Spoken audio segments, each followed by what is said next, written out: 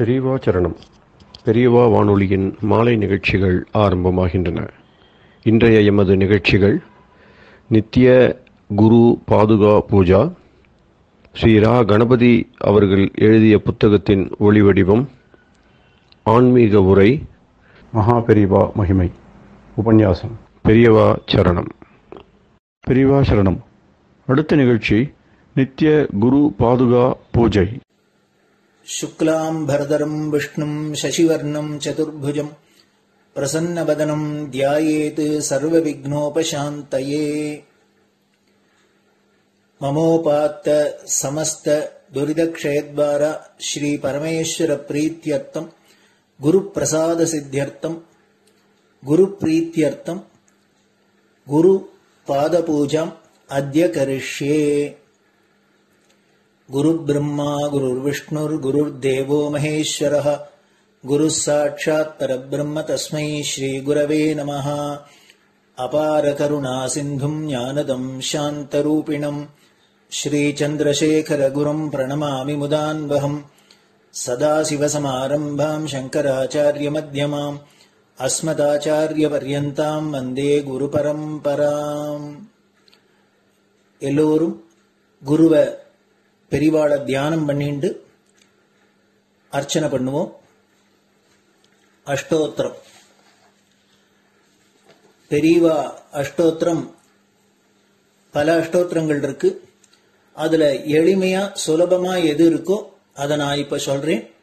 எல்லோரும் இதை கேட்டுண்டே திருப்பி சொல்ல முடிஞ்சுபா சொல்லி சொல்லி பெரிவாளுக்கு பாதத்துல ஒவ்வொரு புஷ்பத்தை அர்ச்சனை பண்ணலாம். ओम श्री कांची कामकोटि पीठाधीश्वराय नमः।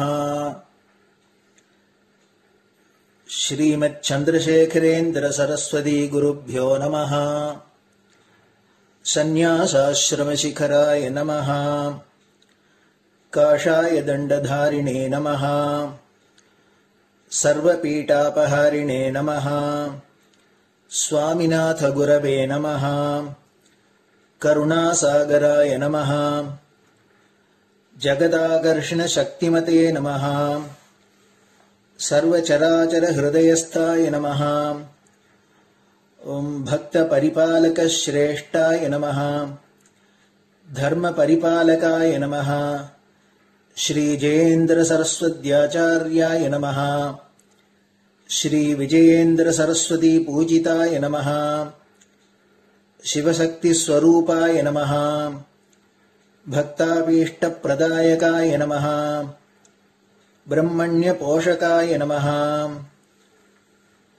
ब्रह्म विष्णु शिवैक्य स्वरूपाय नमः। कांची क्षेत्रवासाय नमः। कैलाश शिखरवासाय नमः।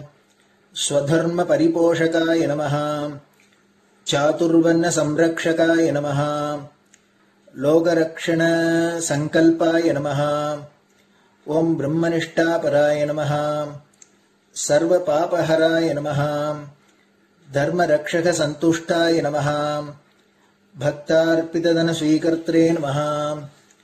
सर्वोपनिषत् सारज्ञाय नमः। सर्वशास्त्रगम्याय नमः। सर्वलोक पितामहाय नमः। भक्ताभीष्ट प्रदायकाय नमः। ब्रह्मण्य पोषकाय नमः। नानाविध पुष्पार्चितपदाय नमः। रुद्राक्ष क्रीडधारिणे नमः। भस्मोद्धूलित विग्रहाय नमः। सर्वज्ञाय नमः। सर्वचराचर व्यापकाय नमः। अनेक शिष्य परिपालकाय नमः। मनश्चाञ्चल्य निवर्तकाय नमः। अभयहस्ताय नमः। भयापहाय नमः। यज्ञपुरुषाय नमः। यज्ञानुष्ठान रुचिप्रदाय नमः। यज्ञसम्पन्नाय नमः। यज्ञसहायकाय नमः। यज्ञफलदाय नमः। यज्ञप्रियाय नमः। उपमानरहिताय नमः। स्फटिक तुलसी रुद्राक्ष हारधारिणे नमः। चातुर्वर्ण समदृष्टये नमः। ऋग्यजुस्साम अथर्वणादि चतुर्वेद संरक्षकाय नमः।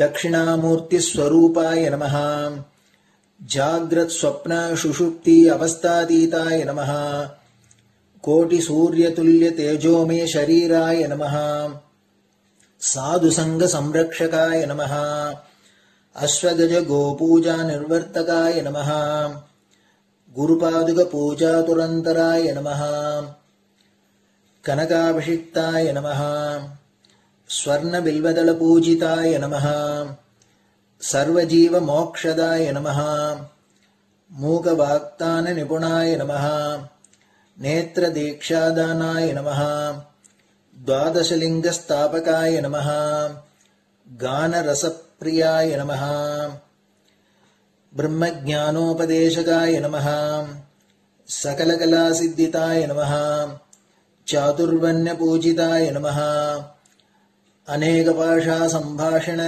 कोविताय नमः अष्टसिद्धिप्रदायकाय नमः ओम श्री शारदामठ सुस्थिताय नमः नित्यान्नदान सुप्रीताय नमः प्रार्थना मात्र सुलभाय नमः पादयात्रा प्रियाय नमः नानाविध मतपंडिताय नमः श्रुति स्मृति पुराणज्ञाय नमः देव यक्ष किन्नर किंपुरुष पूज्याय नमः श्रवणानंदकर कीर्तये नमः दर्शनानंदाय नमः अद्वैतानंद भरिताय नमः अव्याच करुणामूर्तये नमः शैव वैष्णवादि मान्याय नमः श्री शंकराचार्याय नमः दंड कमंडलूहस्ताय नमः वीणा मृदंग सकलवाद्य नाथस्वरूपाय नमः रामकथा रसिकाय नमः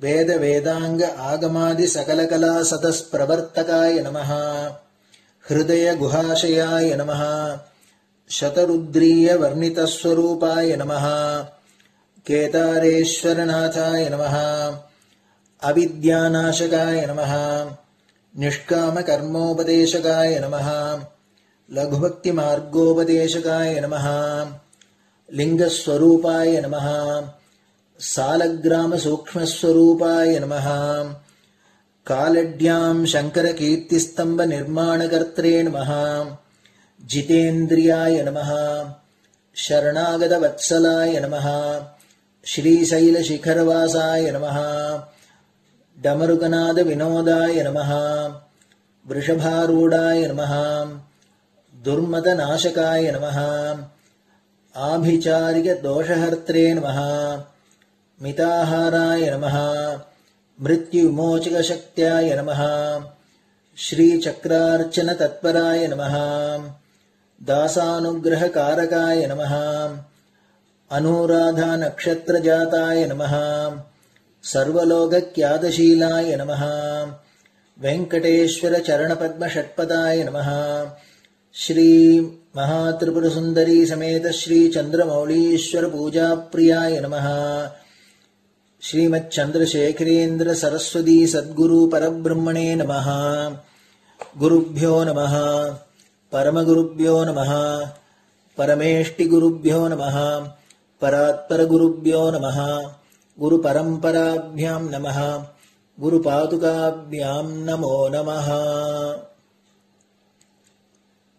அடுத்தது ஊதுபத்தி இருந்தா அதை காமிச்சு தூபம், நெய் தீபம் இருந்தா காமிச்சு அதை நெய் தீபம் தீபம் காமிச்சுட்டு நெய்வேத்தியம் வெத்தலைப்பாக்கு பழம் இதுலேருந்து ஆரம்பிச்சு அவளுக்கு எது சௌரியமோ அதுபடி நைவேத்தியம் பண்ணலாம்.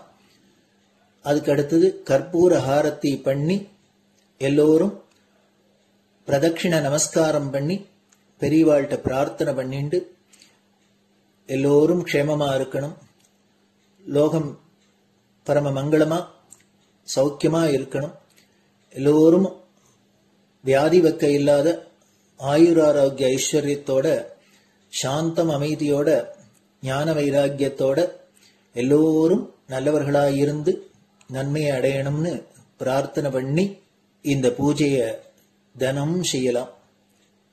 குரு பிரம்மா குரு விஷ்ணுர் குரு தேவோ மகேஸ்வரः गुरुः साक्षात् परब्रह्म तस्मै श्रीगुरवे नमः।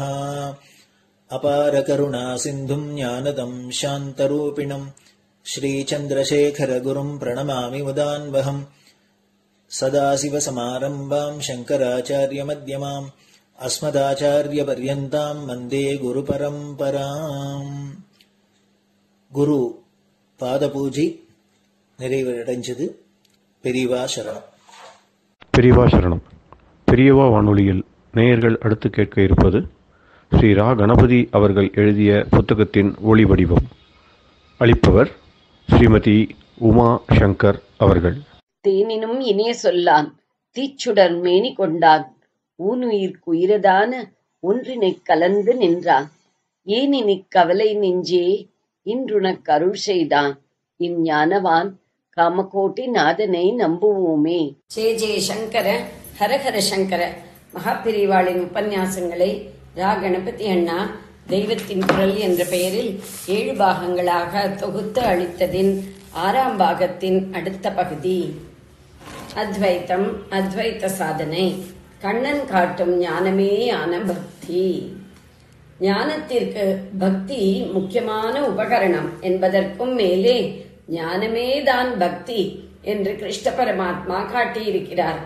4 தினசு பக்தர்களை அவர் சொல்லி யார் என்று பெயர் கொடுக்கும் போது ஆர்த்தன், ஜிக்ஞாசு, அர்த்தார்த்தி, ஞானி என்று சொல்கிறார்.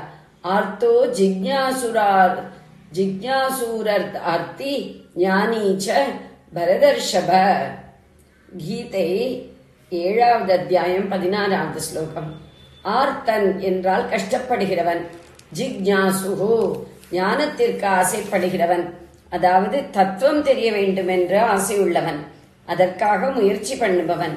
அர்த்தார்த்தி என்றால் பணம், காசு, வீடு, வாசல், பதவி முதலானவற்றை வேண்டுகிறவன்.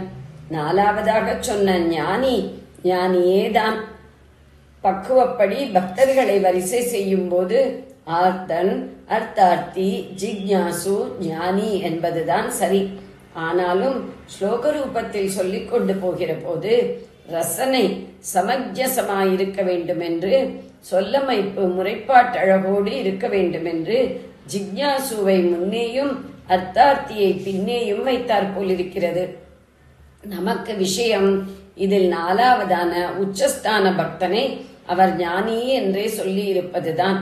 துவைத்த ஞானி என்று வைத்துக் கொள்ளலாமே என்று யாரும் திரிசமன் அர்த்தம் சொல்ல முடியாதபடி அவனை ஏகபக்திக்காரன் என்று அடுத்தாற் போலவே சொல்லி ஞானியும் நானும் ஒன்றே என்பது என் சித்தாந்தம், ஞானி துவாத்மைவமே மதம் என்று முத்தாய்ப்பு வைக்கிறார். அப்புறம் பக்தி யோகம் என்றே சகுண துவைத்த உபாசனையை உபதேசம் பண்ணும்போது பக்தனை பிரியன், அதீவ அதிப்பிரியன் என்கிறாரே.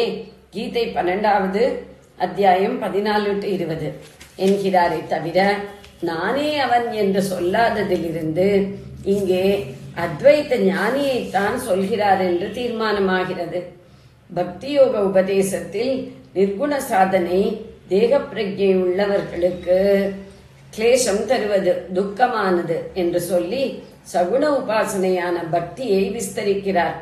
அதாவது தேக பிரஜை ஜாஸ்தி உள்ளவர்களுக்கு ஞான வழி லேசில் வராது என்பதால் தான் சகுண பக்தியை சொல்கிறாரே அன்றி ஞானத்தை விட அதுதான் உத்தமமானது என்ற அபிப்பிராயத்தில் இல்லை என்று நன்றாக தெரிகிறது.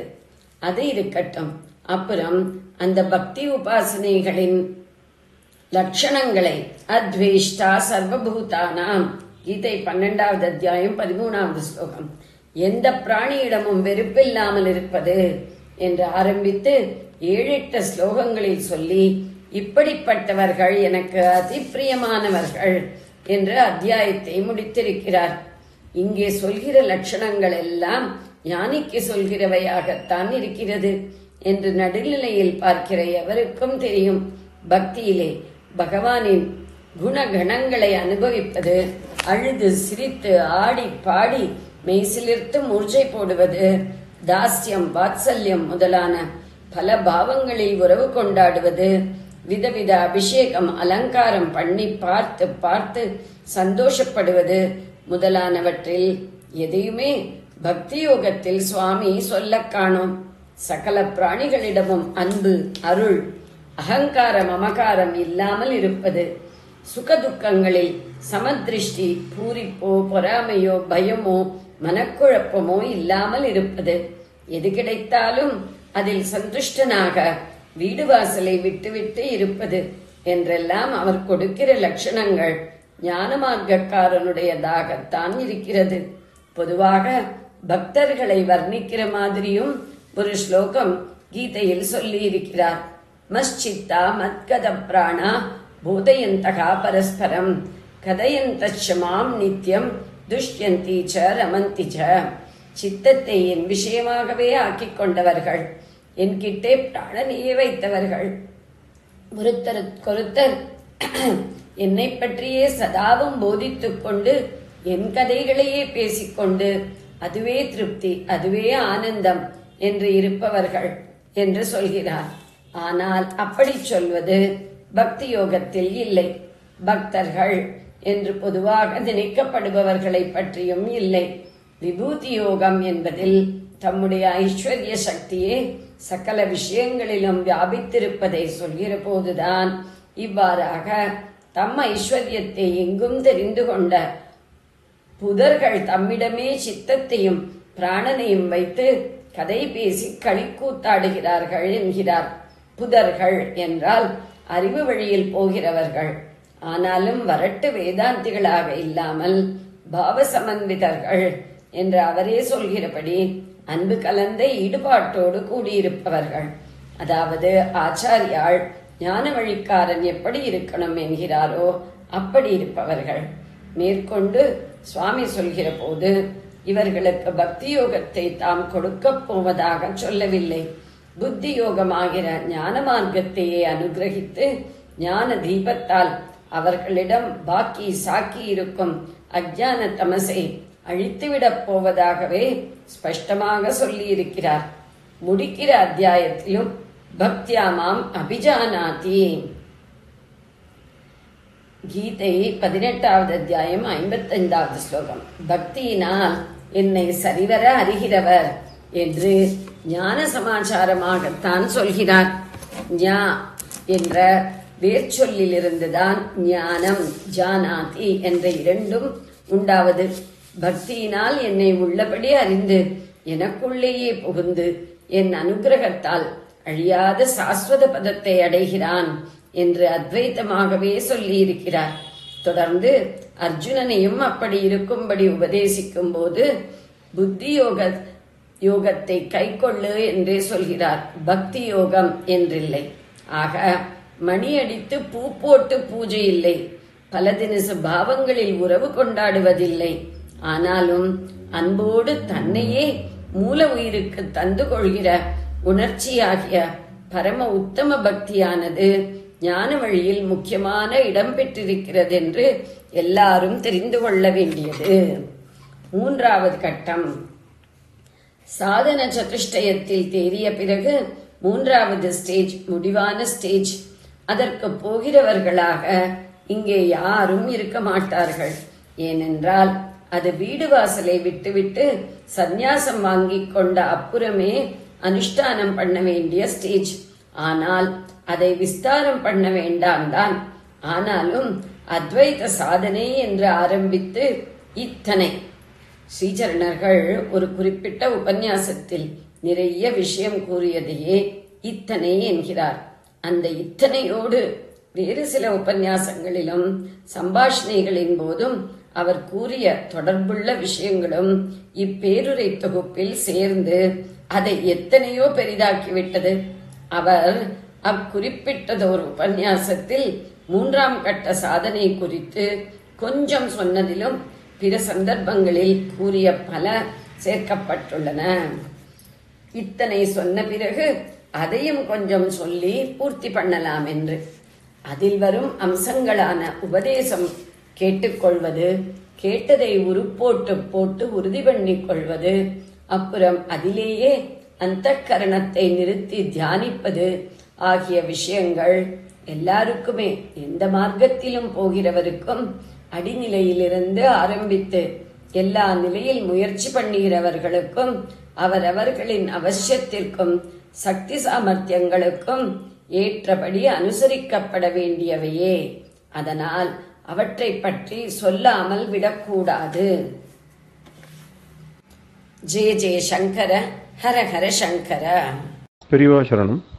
இந்நிகழ்ச்சியின் அடுத்த பகுதி நாளை மாலை இதே நேரத்தில் ஒளிபரப்பாகும். பெரியவா சரணம். பெரியவா சரணம். பெரியவா வானொலியில் நேயர்கள் அடுத்து கேட்க இருப்பது திரு கவிக்கண்ணன் அவர்களின் ஆன்மீக உரை. பெரியவா சரணம். ராம் ராம். ஸ்ரீ குருப்யோ நமஹ. ஜெய ஜெய சங்கர, ஹர ஹர சங்கர. பெரியவா வானொலி நேயர்கள் அனைவருக்கும், மகா பெரியவாவுடைய பக்தர்கள் அனைவருக்கும் அடியேன் கவிக்கண்ணனின் அன்பு கலந்த நல்வாழ்த்துக்கள்.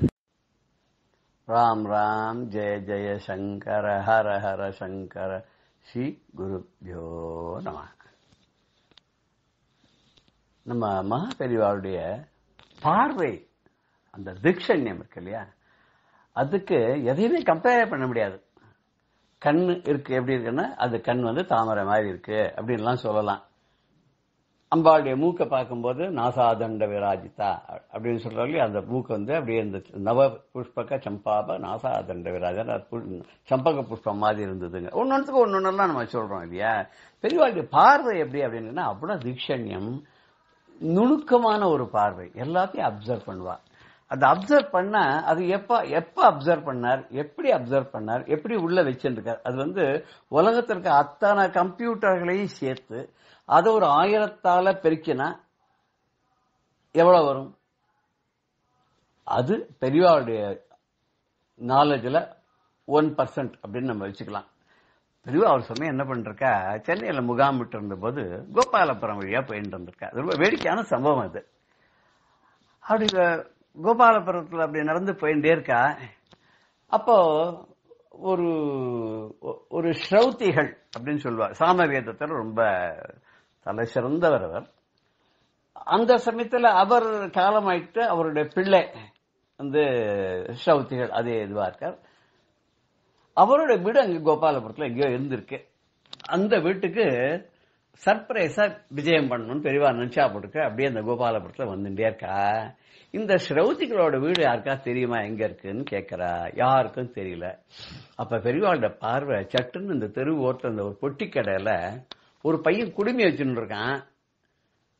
குடுமி வச்சுட்டு ஒரு ஒரு வாரியா அழுக்கான ஒரு பேண்டோ கிட்டோ ஏதோ போட்டுன்னு இருக்கான் போட்டுருக்கு, ஒரு பனியன் போட்டுன்னு இருக்கான் போட்டுருக்கு. அவன் கையில இதை வச்சுட்டு இருக்கான், சிகரெட் அது வச்சு பிடிச்சுட்டு இருக்கான். அவனை பார்த்துட்டு பெரியவா சொல்றா, நீங்க போய் அவங்கிட்ட கேளுங்க, அவனுக்கு தெரிஞ்சிருக்கும். அந்த அம்பிகிட்ட போய் இந்த ஸ்ரௌதிகள் வீடு உனக்கு தெரியுமான்னு கேளுங்கோ. இவன் அங்க போய் கேட்டான். அந்த பையன்கிட்ட போய், பா இந்த மாதிரி இந்த ஸ்ரௌதிகளுடைய வீடு உனக்கு எங்க இருக்குன்னு தெரியுமா?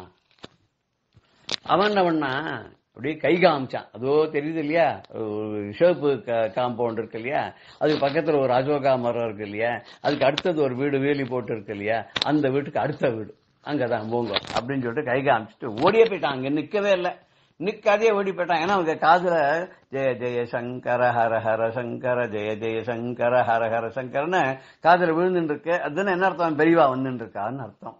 அவன் என்ன பண்ணான், அந்த இடத்துல நிக்க விரும்பல, கையில வச்சிருந்த சிகரெட்டை கீழே போட்டு மிதிச்சு அணைச்சான், ஓடியா போயிட்டான்.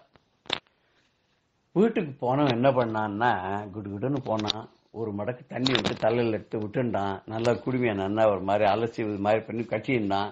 ஒரு ஏதோ ஒரு வேஷ்டி இருந்தது, அந்த வேஷ்டி எடுத்து கட்டியிருந்தான் இடுப்புல. உங்க விபூதி வச்சிருந்தது உள்ள பூஜை ரூம்ல, அந்த அப்பா வச்சிருந்திருப்பார் போட்டிருக்க அந்த விபூதி எடுத்துனான், நல்லா நெத்தி ஃபுல்லா பூசினான், கை கட்டி நின்னான். அதுக்குள்ளேயே இந்த சத்தம் வாசல்ல நாம சங்கீர்த்தனை மாதிரி கேட்டுன்னு இருக்கவே இந்த பையனோட அப்பா அவர் சிக்கையெல்லாம் வச்சுன்னு பஞ்சகச்செல்லாம் கேட்டேன். ரொம்ப நல்லா இதுவா இருக்கா, நல்லபடியா இருந்துருக்கு. அவர் தான் அந்த முதல்ல சொன்னமே அந்த சாமவேதி, அந்த ஸ்ரௌதிகளோட பிள்ளை அவர். இந்த பையன் அவருடைய பேரன் ஆக்சுவலா. அவர் வாசல் பாக்குற பெரியவா அங்க வந்துட்டா, நேரம் உள்ள வந்துட்டா. உள்ளே வந்தோன்னா அவருக்கு பூர்ண கும்பம் கொடுத்து அழைச்சி வாசல்ல இதுல உட்கார வச்சு, ரேடியில உட்கார வச்சு, அவருக்கு ஹாலில் உட்கார வச்சு பெரியவாளுக்கு இதில் என்னென்ன உபச்சாராதிகள்லாம் பண்ணுமோ அதெல்லாம் பண்ணிட்டு பெரியவா பாக்குறா. அப்படியே ஒரு வீடெல்லாம் பாக்குறா. என்ன இதெல்லாம் பாடம்லாம் சொல்லி கொடுத்துட்டு இருக்கியா எல்லாருக்கும், ஜீவனம் நன்னா நடந்துட்டு இருக்கா, உனக்கு ஏதாவது சிரமம் எதா இருக்கா, கஷ்டம் எதா இருக்கா, இந்த சொல்லு, நான் இடத்துல இருந்து உனக்கு உபகாரம் பண்ண சொல்றேன். அப்படியே அவர் அந்த வேதியரை எல்லாம் விசாரிச்சு எல்லாம் பண்ணிட்டு அந்த அம்பியை பார்த்து கேட்கிற, அம்பி நீ யாரு அப்படின்னு கேட்க, இவரோட பிள்ளைன்னா. அப்போ அந்த பெரிய அந்த ஸ்ரௌதிகளுடைய பேரனா நீ அப்படின்னு, நீ கிராமத்துல தான் இருந்தேன். நான் கிராமத்துல தான் இருந்தேன். அவரை ரொம்ப பாடாபாடுபடுத்தினார். சாம வேதம் கத்துக்கோ அது இதுன்னு ஏதோ கொஞ்சம் சொல்லி கொடுத்தாரு. எனக்கு அதெல்லாம் வரல, அதெல்லாம் எனக்கு நாட்டம் இல்லை. நான் அதனால ஓடி வந்துட்டேன். இங்க வந்து நான் அப்பா கூட இருந்தேன். எனக்கு அப்பா பண்றதெல்லாம் கூட எனக்கு நம்பிக்கை கிடையாது, எதுவும் கிடையாது. இருந்தாலும் நான் அந்த குடுமையெல்லாம் வச்சுட்டு இருக்கேன். சரி, உனக்கு இதுல நம்பிக்கை இல்ல, நீ குடுமையை எதுக்கு வச்சுட்டு இருக்க? இல்ல அது பெரிய காரணம் அது. இல்ல பரவாயில்ல சொல்லு, எதுவா இருந்தாலும் எங்கிட்ட சொல்லு. அதனால என்ன, நீ வந்து உனக்கு எதுலயுமே நம்பிக்கை கிடையாது. சித்த முன்னாடி வரைக்கும் நீ வேற மாதிரி இருந்த, நான் உன்னை பார்த்தேன். இப்ப நீ திடீர்னு நான் இங்க வரப்போறேன்னு தெரிஞ்சுட்ட உடனே நீ போய் ஸ்நானம் பண்ணிட்டு ஏதோ வீட்டுக்குள்ள இருந்து ஒரு வேஷ்டி எடுத்து கட்டிண்டு விபூதி எல்லாம் இட்டுன்னு வந்து என் முன்னாடி வந்து கை கட்டிண்டு பவ்யமா நிக்கிற. எதுக்காக இதெல்லாம் வச்சுட்டு இருக்க? குடுமையெல்லாம் வேண்டாமே, நீ எல்லாரும் மாதிரி இது சாதாரணமா இருக்கிறதுக்கு கிராப் வச்சுன்னு போயிட்டு இருக்கலாமே. இல்ல பெரியவா, நான் ஒரு பெரிய தப்பு ஒண்ணு பண்றேன், ஆனா அதை விட்டு என்னால வெளியில வர முடியல. என்ன பண்ற தப்புன்னு? எனக்கு இந்த ஊர்ல இருக்கக்கூடிய போலீஸ் ஸ்டேஷன்ல இருக்கவா எல்லாரையும் தெரியும். அதனால என்ன இல்ல, அவளுக்கு வந்து பொய் சாட்சி சொல்றதுக்குன்னு ஒருத்தர் வேணும்.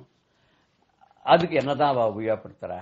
அந்த பொய் சாட்சி சொல்றதுக்கு நீ எதுக்கு சொல்லணும்? இல்ல நான் குடுமையெல்லாம் வச்சுட்டு இருக்கேன் இல்லையா, நான் அந்த பொய் சாட்சி சொல்ல போகும்போது மாத்திரம் நான் நல்ல புதுசா ஒரு பூணல் வாங்கி மாட்டின்னு விடுவேன். மாட்டின்னுட்டு நான் வேஷ்டி கட்டிப்பேன். சட்டை போட்டுப்பியோ அப்படின்னு கேட்டா, நான் சட்டையெல்லாம் போட்டுக்க மாட்டேன். கோர்ட்டுக்கு போறச்சேன்னா, போலீஸ் ஸ்டேஷனுக்கு போறச்சேன்னா சட்டையெல்லாம் நான் போட்டுக்க மாட்டேன். இடுப்புல ஒரு துண்டு கட்டின்னு இருப்பேன், ஒரு வேஷ்டி கட்டின்னு இருப்பேன், விபூதி பட்டையா போட்டுன்னு இருப்பேன், இந்த பூணல் புது பூணலா போட்டுருப்பேன். இப்படி நான் போய் சாட்சி சொன்னேன்னா அவளுக்கு ஒரு நம்பிக்கை, பிராமண பையன் பொய் சொல்ல மாட்டான் அப்படின்னு சொல்லிட்டு, அதனால போன உடனே என்னால விசாரிச்சு எல்லாம் பண்ணுவா. அவ சொல்வா, எப்படி பொய் சாட்சி சொல்வேன்? இல்ல ஒரு கொலையோ இதுவோ ஏதோ நடந்ததுன்னா அவன் என்ன கூட்டின்னு போயிட்டு எனக்கு எல்லாம் சொல்லி தருவா. நான் இந்த இடத்துல இருந்து இத பார்த்தேன், அப்படி நடந்தது, இப்படி நடந்ததுன்னு அப்படியே சொல்லுவா. நான் என்ன சொல்லி கொடுத்தாலும் அதை எதுவே மாத்தவே மாட்டேன், அப்படியே சொல்லிட்டு வருவேன். இது வரைக்கும் எத்தனை தடவை சொல்லிருப்பேன் நான், அது கணக்கே கிடையாது, 500 தடவைக்கு மேல சொல்லியிருப்பேன். இதெல்லாம் உனக்கு பாவம்னு தோணலையா? எனக்கு வேற ஒண்ணும் தெரியாது, வேலை எனக்கு சம்பாதிக்க முடியாது, எனக்கு இந்த வைதிக தொழிலும் தெரியாது, எனக்கு வேற ஒன்னும் படிக்கவும் இல்லை, நான் இப்படியே இருந்துட்டேன். இதுல நான் ஒரு தடவை நான் போயிட்டு நான் வந்து என்ன, எனக்கு ஒரு 50 ரூபா கொடுப்பா, சாப்பாடு கொடுப்பா. ஒரு நாளைக்கு 50 ரூபா கிடைக்கும், ஒரு நாளைக்கு 100 ரூபாயும் கிடைக்கும், கேஸுக்கு தகுந்த மாதிரி 500 ரூபா கூட கிடைக்கும். அது வச்சு நான் ஏதோ போயிச்சுட்டு இருக்கேன். இந்த புகை பிடிக்கிறதெல்லாம் என்ன பண்றது? அது எனக்கு அவளோட பழகினதுனால, இந்த போலீஸ்காரோடையும் மற்றவளோடையும் பழகினதுனால இந்த பழக்கெல்லாம் எனக்கு வந்து கொடுத்து, நான் என்ன பண்றதுன்னு தெரியல பெரியவா, தப்பு தான். சரி, உனக்கு நான் ஒன்னு சொல்றேன் கேக்குறியா? நீ இதெல்லாம் விட்டுவிடேன். ஐயோ முடியாதே, போலீஸ்காரன் என்ன தேடின்னு வந்துடுவாளே, என்னை விடவே மாட்டாளே, ஏன்னா நான் சொல்ற சாட்சி தான் எப்பவுமே ஜெயிக்குங்கிறதுனால என்னை விட மாட்டாளேன்னு. இல்ல நீ சொல்லிடுமா, நான் பெரியவரை பார்த்தேன், அவர் சொன்னார் எனக்கு இனிமே இதெல்லாம் வேண்டாம், நான் வேற ஒரு வேலை எனக்கு கொடுத்துட்டா நான் போறேன், நான் உனக்கு ஒரு கோவில்ல ஒரு வேலை வாங்கி தரேன், நீ இந்த கோவிலை சுத்தப்படுத்துறது அதெல்லாம் மேற்பார்வை பார்க்கறது அதெல்லாம் நீ பண்ணின்று, உனக்கு வந்து உனக்கு சாப்பாடு கொடுப்பா, உனக்கு ஏதோ பைசா செலவுக்கெல்லாம் பணம் கொடுப்பா, இது சௌக்கியமா நன்னா இருக்கலாம்னு. ஆமா அதெல்லாம் கேட்கறதல்ல சுவாமி, நீங்க சொல்லிட்டேன் சுலபமா, நான் இங்க விட்டுட்டு வெளியில வர்றதுங்கிறது எனக்கு முடியாது. இது வரைக்கும் பழகி இருக்கிற பழக்கத்துல இருந்து விடுபட்டு வெளியில வருதுங்கிறது நடக்கிற காரியம் இல்ல. இந்த போலீஸ்காரெல்லாம் நான் எங்க இருந்தாலும் தேடி பிடிச்சு கொண்டு வந்து பழையபடிதான் பண்ணிடுவா, எல்லாம் வேஸ்ட். நீங்க என்ன விட்டுடுங்க சுவாமி, அனாவசியமா நீங்க வந்து முயற்சி பண்ணி நீங்க இது பண்ண வேண்டாம். எல்லாரும் நன்னா உங்க பேச்ச கேட்டு நன்னா வந்துட்டா, நான் கெட்டு போனதுனால என்ன என் தலையெழுத்து இப்படிதான், எனக்கு நீங்க அனுகிரகம் பண்ணி ஆசீர்வாதம் பண்ணி அடுத்த பிறவியா நன்னா இருக்கணும்னு பண்ணுவோன்னு. தெளிவா பார்த்தா இது தேடுற கேஸ் இல்ல, என்னத்த சொன்னாலும் இது வந்து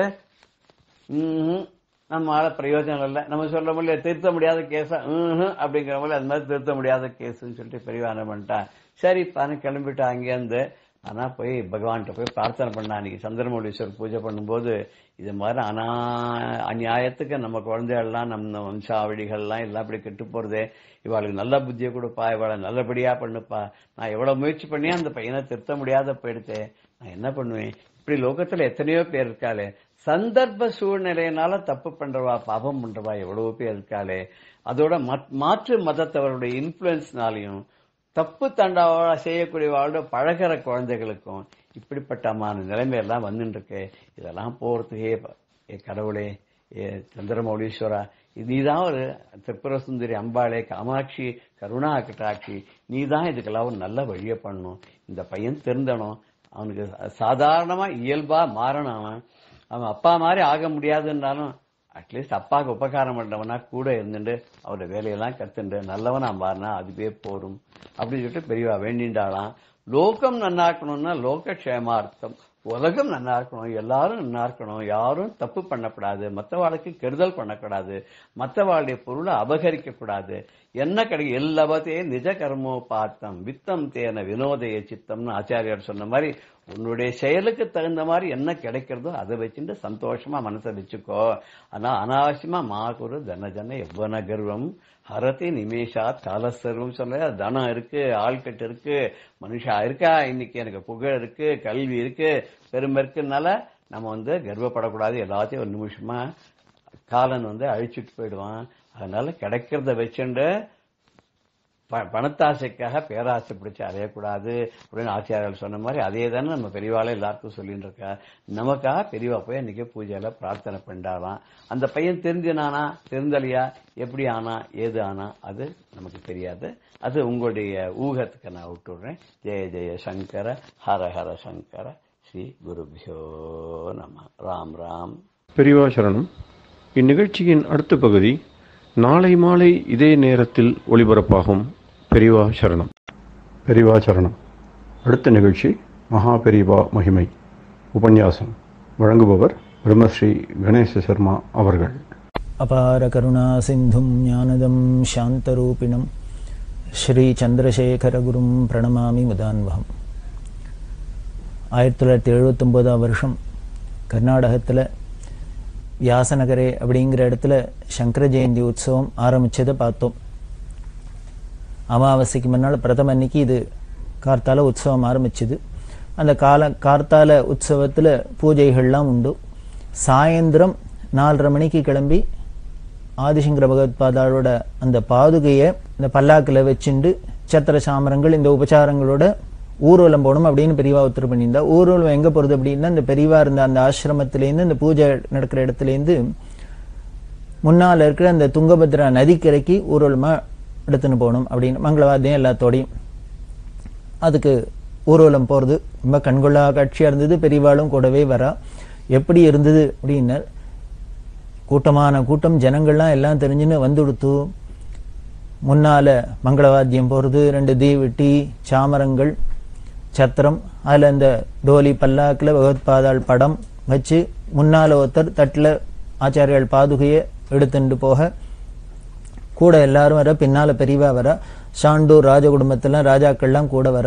இந்த ராஜாக்களுக்கெல்லாம் நடுப்புற பெரியவா எப்படின்னு எதிராஜன் மாதிரி ஜம்முன்னு தண்டத்தையும் பிடிச்சுண்டு அந்த நடந்து வர அழகு தனி. பெரியவா அந்த நடந்து இந்த தளிர் நட அப்படின்னா தத்தி தத்தி அவ நடந்து வருது, கஜகதியில வரத்தை பார்த்தா கண்கொள்ளாதான் இருக்கும். அவ எதை பண்ணினாதான் நம்ம மனசு பறி போகாது. எதை பண்ணினாலும் அழகா இருக்கும். அவ நின்னாலும் அழகு, உட்கார்ந்துனாலும் அழகு, படுத்திருந்தா அழகு, நடந்தா அழகு, பேசினா அழகு, பேசலைன்னா அதை விட அழகு, அபிநயம் பண்ணினா அதை விட அழகு. இப்படி ஒன்னை விட ஒன்று அழகு, ஒன்னை விட ஒன்று அழகு, ஒன்னை விட ஒன்று அழகுன்னு அப்படியே உருக்கிறாப்புல தான் இருக்கும். நெக்க உருக்கிடும். ஒரு பாட்டு இருக்கே, அதரம் மதுரம் வதனம் மதுரம் மதுராதிபதியர் அகிலம் மதுரம் அப்படின்னு வல்லபாச்சாரியார் உருகிறாரே. அந்த கிருஷ்ணன் என்ன பண்ணான்னு எத்த பண்ணினாலும் அழகுதான். அதைத்தானே அவர் வர்ணிக்கிறார். அந்த மதுராஷ்டயத்துல சொன்னதெல்லாம் இப்ப நீங்க பெரியவாளுக்கு சொல்லி பாருங்கோ. சொல்லி பார்த்தேன்னா ரொம்ப அப்படியே அத்தனையும் பொருத்தமா இருக்கும். பிரதோஷ மாமாவோட மச்சினர் கிருஷ்ணமூர்த்தி அப்படின்னு கிட்டு மாமா அப்படின்னு சொல்றது. அவர் பெரியவா மேல இதே மாதிரி வல்லபாச்சாரிய மதுராஷ்டகம் மாதிரியே அவரும் ஒண்ணு பண்ணியிருக்கார். பெரியவா பண்ற எல்லா காரியத்தையும் ஒரு நாளைக்கு எழுந்துட்டா ஆச்சமனம் பண்றதை பார்த்தா அழகா இருக்கும். எதை பார்த்தாலும் மதுரம் மதுரம் மதுரம் மகா பெரியவா மதுரம் அப்படின்ட்டு அவர் வர்ணிச்சிருக்கார். அவ்வளவு ஆனந்தமா இருக்கும். இன்னொன்னு கூட அவர் பண்ணியிருக்கார், பார்த்துக்கிட்டே இருக்க தோணுது, பெரியவாளை பார்த்துக்கிட்டே இருக்க தோணுது அப்படின்னு ஒரு பாட்டு அவர் எழுதினர். அதை பிரபல பாடகர் டி.எம். சௌந்தரராஜன் அவர்கள் ரொம்ப அழகா அதை பாடி நெக்கு உருகிறாப்புல அதை கேட்டாலே நம்ம மனசுல கல் நஞ்சும் கரையும் அப்படி இருக்கும். அதுல பார்த்தீங்கன்னா எதை பார்த்தாலும் அழகா தான் இருக்கும். பெரியவா ஆச்சமனம் பண்றதே அழகா இருக்கும். இடது கையால் அனுகிரகம் பண்ணா அழகா இருக்கும், வலது கையால் அனுகிரகம் பண்ணா நடந்த அழகா இருக்கும். இப்படி எதை பார்த்தாலும் அழகா இருக்கும், பார்த்துட்டே இருக்கணும்னு தோணும். பெரியவாளை பிரிந்து வர மனமும் மறுக்குது அப்படின்னு இருக்கும் இந்த வார்த்தை. ஏதோ பார்த்தாச்சு போறோம், நமக்கு நேரம் ஆச்சு போகலாம் அப்படின்னே தோணாது. அப்படியே இருந்துட மாட்டோமா, அங்கேயே அப்படியே உருகிட மாட்டோமா, அப்படியே ஐக்கியம் ஆயிட மாட்டோமா, கரைஞ்சிட மாட்டோமா அப்படிங்கிறப்பல தான் இருக்கும். அதுதான் அது பரபிரம்மம் அப்படிங்கிறதுக்கு சாட்சி. பரபிரம்மம் பிரம்மானந்தம். பிரம்மானந்தனா எப்படி இருக்கும்? பெரியவாளை போய் ஒரு தரம் தரிசனம் பண்ணினா ஒரு க்ஷணகாலம் அங்க இருந்தா அனுபவிச்சவாளுக்கு தெரியும். அப்படிதான் இருக்கும் பிரம்மானந்தம்னா என்ன அப்படின்னு நாம தீர்மானமா சொல்லலாம். அப்படி பெரியவா தண்டத்தை தூக்கிண்டு அப்படி தளிர் நடந்து வர அய்யர்வாழ்ஸ்வரர் தியாகபிரம்மன் சாமஜ வரகமனா அப்படின்னு ஒரு சாகித்யத்துல சொல்றார். அவன் எப்படி இருக்குன்னு அந்த யானை நடந்து வராப்புல இருக்கும். எப்படி வேணா அவ பாவத்துக்கு ஏத்தாப்புல இருக்கும். பெரியவா நடந்து வரத்தை பார்த்தா அப்படியே அப்படி பரம கம்பீரமா அப்படி யானை நடந்து வராப்புல அசைஞ்சு வராப்புல இருக்கும். சில பேர் சொல்லுவா அப்படியே நடந்து வரத்தை பார்த்தா அம்பாள் நடந்து வராப்புல இருக்கும் அப்படின்னு சொல்லுவா. அவளோட மனோபாவத்துக்கு ஏத்தாப்புல அது ஆனந்தத்தை கொடுக்கும். அப்படிதான் இவ பெரியவா பின்னால ஆச்சாரியால் பாதுகைக்கு பின்னால ஊர்வலத்தில் நடந்து வர அந்த துங்கபத்ரா நதிக்கரைக்கு சுவாமி எழுத்துன்னு போய் அந்த பாதுகைக்கு அபிஷேகம் பண்ணி எப்பொழுதுமே உண்டு. அந்த இடத்துல போய் அபிஷேகம். காஞ்சிபுரத்துல என்னன்னா காமாட்சி கோவிலேருந்து ஆச்சாரியால் கிளம்பி சங்கர ஜெயந்தியில ஒவ்வொரு நாளைக்கு அங்க நிறைய தீர்த்தங்கள்லாம் உண்டு, புண்ணிய தீர்த்தங்கள்லாம். ஒவ்வொரு குளத்துக்கு தீர்த்த கரைக்கு போய் அங்க ஆச்சாரியாளுக்கு அபிஷேகம் பண்ணி அதுக்கப்புறம் ஊர்வலமா யதாஸ்தானத்துக்கு எடுத்துட்டு வந்து அங்க அர்ச்சனை தீபாராதனை முதல்ல நடக்கும். இது சம்பிரதாயம். இந்த சம்பிரதாயப்படி தான் எல்லா இடத்துலயும் கொண்டாடுறது. இங்கேயும் அப்படிதான் கொண்டாடுற வியாசநகரையிலையும். துங்கபத்ராவுக்கு எடுத்துன்னு போய் அங்க ஆச்சாரிய பாதகிக்கு அபிஷேகம் எல்லாம் பண்ணி அலங்காரம் பண்ணி திருப்பி அதே மாதிரி ஊர்வலமா எடுத்துன்னு வந்து இந்த பூஜை மேடையில வச்சு ருத்ர திரிசதியினால அர்ச்சனை. இந்த ருத்ர திரிசதியினால அர்ச்சனை இந்த காசி சுவாமிகளை விட்டு பெரியவா பண்ண சொன்னா. இந்த ஏகாம்பரம் ஸ்ரீகண்டன் வாழலாம் ருத்ர திரிசதி சொல்றா. ஸ்ரீ ருத்ரத்தையே திரிசதியா 300 நாமாவளியா தானே பண்ணியிருக்கு. அந்த திரிசதியா சொல்லித்தான் சந்திரமௌலீஸ்வருக்கா இருக்கட்டும் எப்பொழுதுமே மடத்துல காஞ்சி மடத்துல திரிகாலமும் சந்திரமௌலீஸ்வருக்கு பூஜை உண்டு. ஏன்னா பகவத்பாதால என்ன பண்ணினா கைலாசத்திலேருந்து பஞ்சலிங்கம் ஸ்படிகலிங்கம் கொண்டு வரத்தே இந்த காஞ்சிபுரத்துல அந்த யோகலிங்கத்தை ஸ்தாபிதம் பண்றதே ஆக்ஞை பிறப்பிச்சா. என்னன்னா இது 3 வேளையிலையும் வில்வத்தினால அர்ச்சனை பண்ணிட்டு இருக்கணும் அப்படின்னு. அதனால இன்னி வரைக்கும் 2500 வருஷமா விடாத, ஒரு நாள் விடாத, ஒரு வேளை விடாத இந்த ருத்ரத்தினால திரிசதியினால வில்வார்ச்சனை நடந்துட்டு வருது. அதே மாதிரிதான் ஆச்சாரியாளுக்கும் இந்த பாதுகைக்கும் பெரியவா ஆச்சாரியோட படத்துக்கும் ருத்ர திரிசதி அர்ச்சனை. இவாள்லாம் அர்ச்சனை சொல்றா.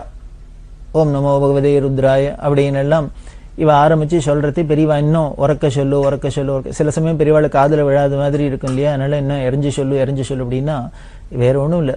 அந்த இடம் முழுக்கலும் அந்த ருத்ர திரிசதி பரவராப்புல, இந்த வேதகோஷம் பரவராப்புல, நாமாவளி பரவராப்புல அப்படியே என்னமோ பண்ணிவிடுவா பெரியவா. அந்த இடத்த அவ ஒரு இடத்துல சந்நிதியில இருந்தா அது காடா இருக்கட்டும், மேடா இருக்கட்டும், மலையா இருக்கட்டும், நதியா இருக்கட்டும், அங்க சௌரியம் இருக்கட்டும், இல்லாத இருக்கட்டும், அந்த பெரியவா போய் அவளோட அந்த சந்நிதியில என்னெல்லாம் ஒவ்வொரு காரியத்தையும் பார்த்தேன்னா அந்த இடம் முழுக்கலும் அப்படியே வைப்ரேஷன் அப்படின்னு சொல்லுவேன். அப்படியே அந்த தெய்வீகத்தை நிரப்பிடுவா. அது மாதிரிதான் இங்கேயும் அந்த என்ன எரிஞ்சு சொல்லுன்னு சொல்ல அந்த ருத்ர திரிசதி முடிஞ்சுது. திரிசதியெல்லாம் முடிஞ்ச உடனே தீபாரதனை எல்லாம் ஆகி மற்ற உபச்சாரங்கள்லாம் ஆக பெரியவாளை தண்டவந்தனம் பண்ணி எல்லாம் பண்ணா இதை பார்த்து இந்த வாழ்க்கெல்லாம் நெக்கு உருகித்து இதுக்கு மேலே இனிமே நாம கண்ணு 2 கண்ணு அடைஞ்சதுக்கு இதுக்கு மேலே நாம இனிமே காட்சி கிடைக்கிறதுக்கு வேற ஒண்ணுமே இல்லை. பெரியவா ஒரு சமயம் ஒவ்வொரு தர்மம் பூஜை பண்றத பார்த்தா போரும், அவ ஒரு புஷ்பாஞ்சலி பண்றத பண்ணி பார்த்தா போரும், அவ ஒரு தண்டவந்தனம் பண்றத பார்த்தா போரும். இதை நாம கண்ணால ஒரு தரம் பார்த்துட்டோம்னா போரும், பெரியவாளை ஒரு தரம் பார்த்துட்டா போரும். அதுதான் பாக்கியம். கண்ணு நமக்கு கிடைச்சதுக்கு நம்ம ஒரு மனுஷ ஜென்மா எடுத்ததுக்கு என்ன பலன் அப்படின்னர் பெரியவாளை பார்த்துட்டோம்னா போரும். நமக்கு 2 காது இருக்கிறதுக்கு என்ன பலன்னர். இப்படி பெரியவாளோட பிரபாவத்தை பெரியவா மகிமையை நாம சங்கரா தொலைக்காட்சி மூலமா தினம் பிராத காலத்துல கேட்கிறோமே, இது போரும் நம்ம ஜென்மாக்கு. இனிமே வேற ஒரு தபஸும் வேண்டாம். இந்த ஆனந்தமே போரும், இதுவே போரும், கைவல்யத்தை நேர கொண்டு வந்துடும். அப்படிதான் இருந்தது இந்த காட்சி. அதெல்லாம் முடிஞ்ச உடனே அதுக்கப்புறம் எல்லாரும் சாயந்தரம் ஆயிடுத்து இல்லையா, இந்த சாயந்தரம் 6:30 மணிக்கு 4:30 மணிக்கு ஆரம்பிச்சா 6:30 மணி 7 மணிக்கு எல்லாம் முடிஞ்சுது. அதுக்கப்புறம் எல்லாரும் போய் பெரியவாளும் அனுஷ்டானத்துக்கு போனா, மற்றவா எல்லாமே எல்லா அனுஷ்டானத்துக்கு போயிட்டு அதுக்கப்புறம் ஆகாரம்லாம் பண்ணி அவ விஸ்ராந்திக்கு போயிடுவா. இப்படி முதல் நாள்லேருந்து ஆரம்பிச்சு பிரதமையிலேருந்து ஆரம்பிச்சு வரிசையா நடந்துட்டு இருக்கு. இதுல 3வது நாள் அக்ஷய திருதியை. அக்ஷய திருதியைங்கிறது ரொம்ப முக்கியமான நாள். இந்த அக்ஷய திருதியைக்காக என்ன பண்ணியிருந்தா, அதுக்கு முத நாள் ராத்திரி வேதரக்ஷண நிதி ட்ரஸ்ட் அப்படின்னு இருக்கு, அதை நிர்வாகம் பண்ணியிருந்தார் ஸ்ரீ அண்ணாதுரையங்கார் அப்படின்னு. அந்த அண்ணாதுரையங்கார் என்ன பண்ணா, அந்த வேதரக்ஷண நிதி ட்ரஸ்ட் மூலியமா பரீட்சையில பாஸ் பண்ணின குழந்தைகள் எல்லாம் எல்லாரையும் வித்தியார்த்திகள் வேத பாடசாலை பசங்கள்லாம் அழிச்சுன்னு பெரியவா சந்நிதிக்கு வந்திருந்தா பெரியவாளை தரிசனம் பண்ண. காரணம் என்னன்னா, வருஷா வருஷம் இந்த வேதம் படிக்கிறவாளுக்கெல்லாம் இந்த விஆர்என்டியில வேதரக்ஷண நிதியில ட்ரஸ்ட் மூலியமா பரீட்சை வைப்பா. பரீட்சை வச்சு அது அதாவது நான் எப்படி தேறி இருக்கா அப்படின்னு அவளுக்கு பரீட்சையில பாஸ் பண்ணினவாளுக்கு சம்பாவனை உண்டு. அந்த சம்பாவனையை வருஷா வருஷம் அக்ஷய திருதியை அன்னைக்கு பெரியவா சந்நிதியில கொடுக்கறது அப்படின்னு இன்னி வரைக்கும் நடந்துட்டு இருக்கு இது காஞ்சி மடத்துல. அது பெரியவாளோட மனோபாவம் தான். அந்த வேதமும் வேதம் படிச்சவாழ்ட்டையும் என்ன ஒரு பிரியம் அப்படின்னா, இந்த வேதம் படிச்ச குழந்தைகளுக்கெல்லாம் பரீட்சையில சம்பாவனை பண்றது ஏன் அக்ஷய திருதியை அப்படின்னு பெரியவா செலக்ட் பண்ணா அப்படின்னா, அன்னைக்கு அந்த அக்ஷய திருதியில எது பண்ணினாலும் அக்ஷயமா குறைவில்லாத வளரும். அக்ஷயம் அப்படின்னு க்ஷயம்னா குறைவு அப்படின்னு அர்த்தம், அக்ஷயம்னா குறைவு இல்லாததுன்னு அர்த்தம், அதாவது நிறைவுன்னு அர்த்தம். குறைவு இல்லைன்னா என்ன, நிறைஞ்சிருக்குன்னு அர்த்தம். அதனால அன்னைக்கு என்ன பண்றோமோ எந்த நல்ல காரியம் பண்றோமோ அது எல்லாமே நிறைஞ்சு இருக்கும், பூர்ணமா இருக்கும், எல்லாருக்கும் சந்தோஷமா இருக்கும், ஆனந்தத்தை கொடுக்கும். அப்படிங்கிறதுனால்தான் பெரியவா என்ன பண்ணா, இந்த வேதம் படிச்ச குழந்தைகள் எல்லாம் நிறைஞ்சு இருக்கணும், அதுகள் ஒரு கஷ்டமும் இல்லாத க்ஷேமமா இருக்கணும், சுபீட்சமா இருக்கணும். அப்படிங்கிறதுனால இந்த சம்பாவனையை அக்ஷய திருதி அன்னைக்கு பண்ண சொல்றது அப்படின்னு பெரியவா ஏற்பாடு பண்ணியிருந்தா. அதை பெரியவா சந்நிதியிலே பண்ணணும் அப்படின்னு அவ விஆர்என்டியில் அண்ணாதுரைங்க அவள்லாம் ஆசைப்பட, எங்க பெரியவா இருந்தாலும் இந்த குழந்தைகள்லாம் அதில் பாஸ் பண்ண குழந்தைகள்லாம் அழிச்சுன்னு வந்துருவா. அப்படி எல்லாரும் வந்திருக்கா. வந்திருந்தா அன்னைக்கு என்ன பண்ணா, எல்லாரும் போய் வா இந்த குழந்தைகள்லாம் ஸ்நானம் பண்ணிவிட்டு எல்லாம் அதுகள் அனுஷ்டானங்கள்லாம் முடிச்சுட்டு சந்தியாவந்தனம் சமிதாவந்தனம் எல்லாத்தையும் முடிச்சுன்னு பெரியவாள்கிட்ட தரிசனத்துக்கு வந்தா. பெரியவாள்கிட்ட தரிசனத்துக்கு வந்தோன்னா அண்ணாதுரைங்கிற சொன்ன, இந்த குழந்தைகள்லாம் பாஸ் பண்ண குழந்தைகள்லாம் வந்திருக்கு, எல்லாரும் சம்பாவனை பண்ணணும் அப்படின்னு. பெரியவா ஒவ்வொருத்தையும் ஒவ்வொரு பசங்களையும் கூப்பிட்டு எல்லாரும் ஒவ்வொரு குழந்தையெல்லாம் வந்து வந்தனம் பண்ணுறது, அவளோட டீட்டெயில்ஸ் எல்லாம் விசாரிச்சுன்னு அவள் பேர் என்ன, எந்த வாத்தியார்ட்ட படித்தா, எந்த பாடசாலையில் படித்தா, பரீட்சையில் என்ன மார்க் வாங்கினா, ஃபர்ஸ்ட் கிளாஸில் பாஸ் பண்ணால என்னெல்லாம் பண்ணி, அப்புறம் சம்பாவனை என்ன, நியமாத்தியனமா பிக்ஷாச்சரியம் பண்ணின்னு இருக்காளா, இதெல்லாம் விசாரிச்சா பெரியவா. அதாவது நியமாத்தியனம், வேதாத்தியனத்துல நியமாத்தியனம் அப்படின்னு ஒரு சிஸ்டம்.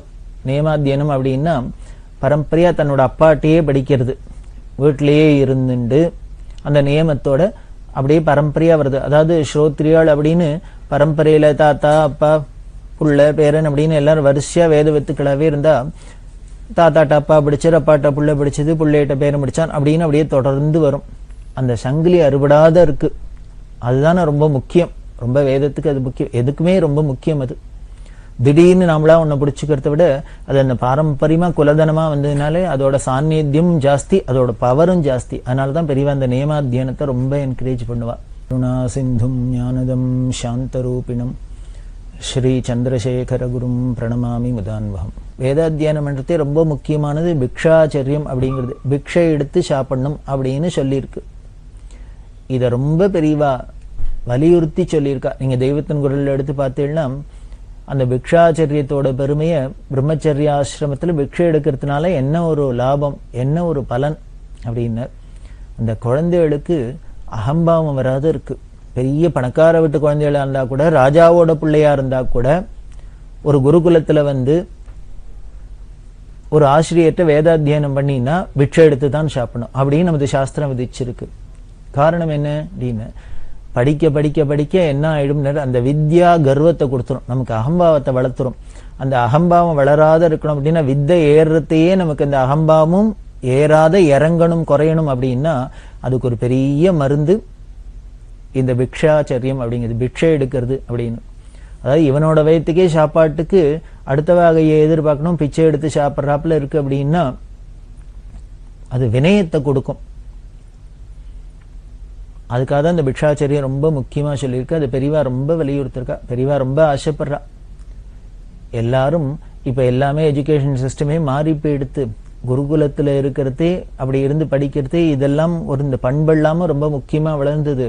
அப்படி இல்லாத ஸ்கூல்கள்லாம் போய் சிஸ்டம்லாம் மாறினதுக்கு அப்புறம் என்ன ஆயிடுத்துன்னு சொல்லிக் கொடுக்குற வாத்தியாரும் ஏதோ காசுக்கு சொல்லிக் கொடுக்குறா, படிக்கிற குழந்தைகள் நம்ம ஃபீஸ் தானே கட்டுறோம் அப்படின்னு அந்த பாவத்துல தான் படிக்கிறா. எந்த வித்தையை ஏற ஏற வித்யாம் வினய சம்பன்னாம் அப்படின்னு வித்தைகள் ஏற ஏற நமக்கு வினயம் வரணுமோ அடக்கம் வரணுமோ அதுக்கு நேர் ஆப்போசிட்டா ஆயிடுத்து. இப்போ ஸ்கூல் பசங்களை விட காலேஜ் பசங்களை விட இந்த பசங்க அப்படின்னு ஒருத்தருக்குத்தர் இன்னும் ஒரு அராஜகம், ரவுடித்தனம், அடாவடித்தனம் இதுதான் ஜாஸ்தியா இருக்கிறத பாக்கிறமே வழிய ஒருத்தரானும் அடங்கி ஒடங்கி ஒரு மரியாதையா ஒரு நாகரிகமா நடந்துக்கிறாப்புல தெரியல. அதுதான் வருத்தப்படுறா. அதுக்கெல்லாம் ஒரே மருந்து இந்த பிக்ஷாச்சரியம் அப்படின்னு, அந்த கர்வத்தை போக்கும் அடக்கத்தை கொடுக்கும் அப்படின்னு. அதனால பிக்ஷாச்சரியம் என்றால எந்த பாடசாலை அத்தியனம் பண்ணா வாத்தியாரு எல்லாம் விசாரிச்சு ஒத்தொத்தருக்கும் பல மாதிரி பல கேள்வி எல்லாம் கேட்பா, குரு கேள்வி எல்லாம் கேட்பா. எல்லா பசங்களையும் விசாரிச்சு எல்லாம் பண்ணிவிட்டு எல்லாரும் தரிசனம் ஆனோன்னு என்ன பண்ணா, இந்த ஏகாம்பரத்தை கூப்பிட்டு எனக்கிட்ட பசங்கள்லாம் வந்திருக்கு, சங்கர ஜெயந்தி உற்சவமா நடந்துருக்கு, நீ என்ன பண்ணு, அவ எந்தெந்த வேத சாக்கையோ ருக்வேதிகள் இருப்பா, யஜுர்வேதி இருப்பா, சாமவேதி இருப்பா, எல்லா வேதிகளும் இருப்பா, அவளுக்கு சாகைக்கு ஏத்தாப்புல தனித்தனியா இடம் ஏற்பாடு பண்ணி கொடு, அவளெல்லாம் உட்காந்து பாராயணம் பண்ண சொல்லு, வேத பாராயணம் பண்ண சொல்லு அப்படின்னு. நீங்க பாட்டுக்கு பூஜை ஆரம்பிச்சு பண்ணிட்டு அவ ஒரு பக்கம் வேத பாராயணம் பண்ணிட்டுக்கிட்டோம் அப்படின்னு. உடனே அதுக்கு ஏத்தாப்புல இவர் என்ன பண்ணினார், ஏற்பாடெல்லாம் பண்ணி கொடுத்து அவளை அந்தந்த சாக்கைகளை வேத பாராயணம் பண்ண சொன்னா. பார்த்தா அப்படியே சதுர்வேதம் விண்ணப்பழக்க வாழ் இந்த குழந்தையெல்லாம் வேத கோஷம் பண்றது, இங்க மந்திர கோஷத்தோட ருத்ரம் சமகாதிகளோட அபிஷேகம்.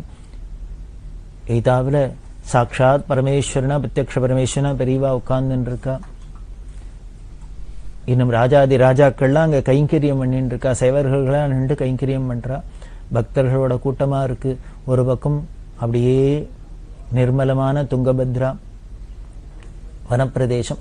இதெல்லாம் கொஞ்சம் கற்பனை பண்ணி பாருங்க. இப்படி சொல்றதையே நீங்களாவே மனசுக்குள்ள இதை அப்படியே ஒரு நினைச்சு பார்த்துங்கோ. அந்த சமயத்துல அந்த 79ஆம் வருஷம் வியாசநகரே சங்கர ஜெயந்தியில நாமும் பார்ட்டிசிபேட் பண்ணினுதான் அங்க ஒத்தரா இருந்த அனுபவமே வரும், கிடைக்கும். அது வரணும், பாவம் தானே, மனசுல நினைச்சோன்னா தானே வரும். அப்படி வந்ததுனால் அதுதான் பெரியவா பிரசாதம், அதுதான் பெரியவா அனுகிரகம். அப்படி இருக்க இந்த வேத பாராயணம்லாம் நடந்துட்டு பிரமாதமா எல்லாம் நடந்தது. அப்படி நடந்துட்டே இருக்கிறது. பெரியவா என்ன பண்ணினா அன்னைக்கு முடிஞ்சுடுத்து. இன்னும் மறுநாளைக்கு காத்தால என்ன பண்ணார், இவர் ஏகாம்பரம் ஸ்நானத்துக்கு வர்ற துங்கபத்ராக்கு. அப்போ இந்த குழந்தைகள்லாம் அழிச்சுன்னு இருந்திருக்க இந்த வேதரட்சணி ட்ரஸ்ட் அண்ணாதுரைங்கார் என்ன பண்ணினார், இந்த ஏகாம்பரத்துட்டு வந்து, அப்பா இந்த குழந்தைகள்லாம் அழிச்சுன்னு வந்திருக்கு, இந்த குழந்தைகளுக்கெல்லாம் கால வேளையில பாடசாலைன்னா பழைய இதெல்லாம் போடுவா, ஆகாரம் பண்ணி வச்சிருவா. இப்ப மத்தியான சாப்பாட்டுக்கு லேட் ஆகும், பாராயணம் எல்லாம் முடிஞ்சு பூஜையெல்லாம் முடிஞ்சு சாப்பிட்றதுக்கு எப்படியும் 1 மணி 2 மணிக்கு குறையாது ஆயிடும். அதனால கால வேளையில அதுகளுக்கு ஏதாவது ஒரு டிஃபனுக்கு ஏற்பாடு பண்ணினா பரவாயில்ல, ஏற்பாடு பண்றியா நீ, பண்ணிடணும் அப்படின்னு. ஆகாரத்துக்கு ஏற்பாடு பண்ணுவேன், குழந்தையெல்லாம் வந்திருக்கா, பாராயணம் பண்ற எல்லாம் பண்ண சாப்பாடு பண்ணுவேன். இவா இருக்கிறதோ எங்கேயோ நதிக்கரையில ஃபாரஸ்ட்ல. ஏகாம்பரம் சொன்னார், இது ஸ்நானத்துக்கு போயிட்டு வந்து உங்களுக்கு பதில் சொல்றேன் அப்படின்னார். உடனே அண்ணாதுரைங்கார் சிரிச்சுட்டே, போயிட்டு வந்து பதில்லாம் சொல்லக்கூடாது, ஏற்பாடு பண்ணணும் அப்படின்னார். நீ என்ன பண்ணுவே, இந்த முடியும் முடியாதுன்னு பதில்லாம் சொல்லக்கூடாது, எல்லாம் ரெடியா இருக்குன்னு சொல்லணும்ப்பா, ஏற்பாடு பண்ணணும், அதை இப்பயே சொல்லு அப்படின்னு. அவர் அப்படி சொன்ன உடனே என்ன பண்ணார், கூட கைங்கரம்ன்றார். அவர்கிட்ட சொன்னார், இந்த குழந்தைகள்லாம் அழிச்சுன்னு வந்திருக்கா, இந்த குழந்தைகளுக்கெல்லாம் ஆகாரம் பண்ண என்ன பண்ணலாம் அப்படின்னா, அவர் சொன்ன, நாமளே எங்கேயோ இங்க வந்து இருக்கோம், ஏதோ நதிக்கரையா இருக்கு, காடா இருக்கு, நாமெல்லாம் இருக்கிறவா இங்க சாப்பிட்றதுக்கே எதுல சமைக்கிறது என்ன பண்றதுக்கு என்னன்னு தெரியாது துவச்சுட்டு இருக்கும். அவர் அழிச்சுன்னு வந்திருக்காரோ இல்லையோ, 40-50 குழந்தைகள் அழிச்சுன்னு வந்திருக்கார். இத்தனை பேருக்கு முடி நட்ட நடுப்புற காட்டுல ஏதானே இடம் கிடைக்குமா, சௌரியம் இருக்குமா அப்படின்னு அவருக்கே தோண வேண்டாமோ? அவரே ஒரு சமயக்காரா பாத்திரம் மண்டத்தெல்லாம் எடுத்துட்டு இத்தனை பேரை வரத்த ஒரு வேனை வச்சுன்னு அதெல்லாம் எடுத்துன்னு வருது, ஒன்றும் பெரிய காரியம் இல்லையே, அவரே அதை ஏற்பாடு பண்ணிட்டு வர வேண்டாமோ அப்படின்னு அவர் கோச்சுட்டார். இவாளுக்கே இந்த இங்கீதம் தெரியல அப்படின்னு அவர் கோச்சுக்கிறார். உடனே ஏகாம்பரம் சொன்னார், என்னப்பா பண்றது, வந்தாச்சு, பெரியவா அடுத்தது கேட்பா, பெரியவாளுக்கு நம்ம பதில் சொல்லி ஆகணும். அதனால நம்ம ஒண்ணு பண்ணுவோம், நம்ம இருக்கிற இந்த 10 பேர்ல 4-5 பேர் 2 பேர் ஏதான சமையலுக்கு போட்டோம். இந்த குமரேசன் இருக்காரு, இந்துவாசம் இருக்கான், வேதபுரி இருக்கா, பிரம்மச்சாரி ராமகிருஷ்ணன் இருக்கு. இந்த 4 பேரையும் வச்சுன்னா அந்த குழந்தைகளுக்கெல்லாம் தானே சமைக்க சொல்லிடலாம், அதுக்கு ஒரு இடத்த ஒதுக்கி கொடுத்து ஏதானு பண்ணலாம் அப்படின்னு. சரி ஏதோ பண்ணி தான் ஆகணும் அப்படின்னு யோஜனை பண்ணிட்டு இவ ஏற்பாடு பண்ணிட்டா. இவ ஸ்நானத்துக்கு வேணா வந்துட்டா, திருப்பி பூஜையெல்லாம் ஆரம்பிச்சு நடந்துட்டு இருக்கு. பெரியவனே ஏகாமிரத்தர் கூப்பிட்டா. அது சரி, இந்த குழந்தைகள்லாம் வந்திருக்கே, இந்த குழந்தைகளுக்கெல்லாம் சாப்பாட்டுக்கு என்ன பண்ண போற, ஆகாரத்துக்கு என்ன பண்ண போற அப்படின்னு கேட்டா. இவர் சொன்னார், இல்ல வேதபுரி குமரேசன் இந்துவாசம் அவள்லாம் சேர்ந்துட்டு சமையலுக்கு ஆரம்பிச்சுட்டா பண்ணிட்டு இருக்கா அப்படின்னு. அவ ஏற்பாடு பண்ணா போட்டுருவா. உடனே பெரியவா கேட்கிறான், அந்த வந்த குழந்தைகள்ல 4 பேர் வைஷ்ணவ குழந்தைகள் பார்த்தியா கவனிச்சியான்னு. அவ துவாதச திருமணிட்டு இருக்கா. நேத்திக்கு முதல்ல பெரியவா எல்லாரையும் பார்த்து இன்ட்ரடக்ஷன் பண்ணி பேசுறதே தான் எல்லாம் பெரியவா கிட்ட கூப்பிட்டு எல்லாம் பேசியிருக்காள். அந்த 4 குழந்தைகள் வைஷ்ணவளா இருக்கார். அழிச்சு இந்த அண்ணாதுரைங்கர் அவரும் வைஷ்ணவர். அவளுக்கெல்லாம் இங்க சேர்த்து சாதம் போடுவியான்னா. அவளுக்கு இங்கே தானே எல்லாருக்கும் ஒன்னா பந்தியில சாப்பாடா அப்படின்னா. இது ரொம்ப தர்ம சங்கடமான விஷயம். ஏகாம்பரத்துக்கு என்ன பதில் சொல்றதுன்னு புரியல. அன்னை பெரியவா எதுக்காகனா, பெரியவா இப்படிலாம் சின்ன சின்ன விஷயம் மாதிரி இருக்கும், அதெல்லாம் கவனிப்பா. ஏன் அவ சேர்ந்து சாப்பிடப்படாதா அப்படின்னா, நமக்கு ஒண்ணும் இல்லை, இவாளுக்கு போடுறவாளுக்கு ஒண்ணும் இல்லை. இந்த வைஷ்ணவத்துல வைஷ்ணவ சம்பிரதாயத்துல அவ குலாச்சாரப்படி என்ன, மதாச்சாரப்படி என்ன அப்படின்னா, மற்றவாளோட ஸ்மார்த்தாளோட சேர்ந்து சாப்பிட்றது, மற்றவாளோட பந்தியில சேர்ந்து சாப்பிட்றதெல்லாம் அவளுக்கு ஒரு சம்பிரதாயம் இல்லை. என்னமோ அவ வச்சுன்னு இருக்கா. இப்ப நம்மள்கிட்ட வந்துட்டதுனால அவளோட அந்த ஆச்சாரம் கெட்டு போகக்கூடாது. நமக்காக அவளோட ஆச்சாரத்தை விட்டு கொடுக்கப்படாது, காம்ப்ரமைஸ் பண்ணி கொடுக்கப்படாது. அதனால நம்ம என்ன பண்ணணும், யாரா இருந்தாலும் அவளுக்குன்னு என்ன ஆச்சாரம் உண்டோ அதை அவ கடைபிடிக்கிறதுக்கு பாதுகாக்கிறதுக்கு நாம சகாயம் தான் பண்ணணும். அப்படிங்கிறதுதான் பெரியவாளோட குறிக்கோள். இதுக்கு பேர் தான் சத்குருன்னு பேர். குரு குரு குரு அப்படின்னு சொல்றோம். சத்குரு சத்குருன்னு ஒரு பதம் சொல்லுமே. சத்குருன்னா என்னென்ன, இப்படி பிராச்சீனமா தொன்று தொட்டு நமது மூதாதையர்கள்லாம் எப்படி எந்த வழியில நடந்துன்னு வந்திருக்காளோ, எதெல்லாம் ஃபாலோ பண்ணிட்டு வந்திருக்காளோ, எதெல்லாம் நம்பிண்டு வந்திருக்காளோ, அதுலயே நமக்கும் அதுலயே நம்பிக்கை இருக்கிறது, அதையே ஃபாலோ பண்றது, அந்த வழியிலே நடக்கிறதுக்கு பேருக்கு தான் சன்மார்க்கம்னு பேரு. அதை சொல்றவர் தான் சத்குருன்னு பேரு. ஏன்னா சாதுக்கள்லாம் நடந்து வந்த வழி, நாம ஒன்றும் புதுசா கண்டுபிடிக்க வேண்டாம், அதுல நாம நம்பிக்கையோடு போகணும். அதனால்தான் பெரியவா யாரா இருக்கட்டும், எந்த ஜாதியா இருக்கட்டும், எந்த மதமா இருக்கட்டும், எந்த சம்பிரதாயமா இருக்கட்டும், யாரு வந்தாலும் பெரியவாள்கிட்ட அளவில்லாத பிரியம் இருந்தா கூட, ஆனா அவளோட ஆச்சார அனுஷ்டானத்திலேயே அவ மத அனுஷ்டானங்கள்லயே காம்ப்ரமைஸ் பண்ணிக்க தன்னோட விஷயத்தை திணிக்கவே மாட்டா. அவ அதை காம்ப்ரமைஸ் பண்ணிக்க ரெடியா இருந்தா கூட பெரியவா விட மாட்டா. அதுதான் பெரியவாள்கிட்ட. அதனால்தான் எல்லாருக்கும் பெரியவாள்கிட்ட அப்படி ஒரு பிரேமம் இருந்தது. நாமளா இருந்தா பொதுவா என்ன பண்ணுவோம், நம்மளோட விஷயத்தையே அடுத்த வாழ்க்கும் திணிக்கிறதுக்கு பார்ப்போம். நம்மள்ட்ட யாரானு வந்தா உடனே நம்ம பக்கம் அதை இழுத்துக்கிறதுக்கு பார்ப்போம், கன்வெர்ட் பண்ணதான் பார்ப்போம். ஆனா பெரியவாள்கிட்ட அந்த பிசினஸே கிடையாது. அதனாலதான் சொல்ற. அப்ப என்ன பண்றதுன்னு, உடனே நீ என்ன பண்ணு, ஹாஸ்பிட்டல்ல தோளப்பாச்சார்னு வைஷ்ணவர் இருக்க, நீ போய் கேட்டுன்னு வந்தையே, அந்த தோளப்பாச்சாருக்கு 96 வயசு ஹாஸ்பிட்டல்ல இருக்கார். நீ என்ன பண்ணு, அவ வைஷ்ணவா, இந்த 4 குழந்தைகள் அண்ணாத்துறைங்க இவாளுக்கெல்லாம் கார் ஏற்பாடு பண்ணு, தினம் அங்க போய் சாப்பிட்டுட்டு வர சொல்லு, 2 வேளையும் 3 வேளையும் அதுக்கு ஏற்பாடு பண்ணு அப்படின்னு. உடனே அங்க போய் சொல்ல அவர் பரம சந்தோஷப்பட்டார். பெரியவா இப்படி எல்லாம் பார்த்து பண்றாளே அப்படின்னு சொல்லி, இப்படி நான் எல்லாரும் இங்க வந்து இருக்கட்டும் அப்படின்னு சொல்ல அப்படி ஏற்பாடு பண்ணப்பட்டது.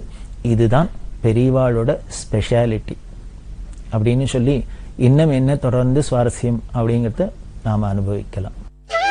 பெரியவா சரணம். இந்நிகழ்ச்சியின் அடுத்த பகுதி நாளை மாலை இதே நேரத்தில் ஒளிபரப்பாகும். பெரியவா சரணம். பெரியவா சரணம். அடுத்த நிகழ்ச்சி திருவாசக இன்னிசை. வழங்குபவர் ஸ்ரீ சத்குருநாத தேசிகர் அவர்கள். பெரியவா சரணம். திருச்சிற்றம்பலம். ஆனந்த மாலை. மின்னேரனைய பூங்கழல்கள் அடைந்தார் கடந்தார் வியனுலகம்.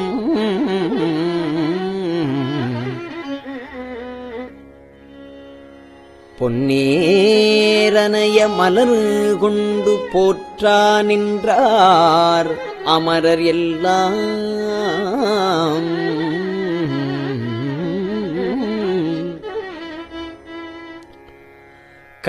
கண்ணேரனைய மனக்கடையாய்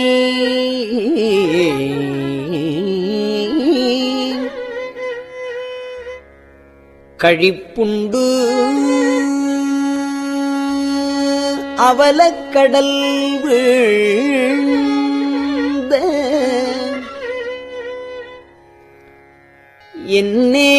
என்னேரனையேன் இனி உன்னை கூடும் வண்ணம்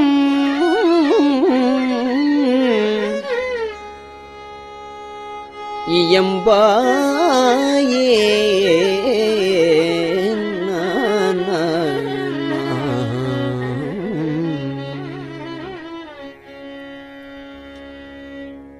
என்னால் அறியாப்பதம்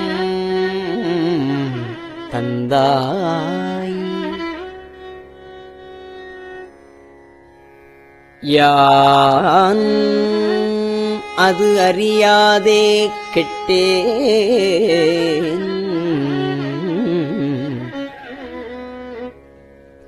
உன்னால் ஒன்றும் குறைவில்லை உடையாய் அடிமைக்கு யார் என்பேன் பன்னாள் உன்னை பணிந்து ஏத்தும் பழைய அடியாரோடும் கூடாது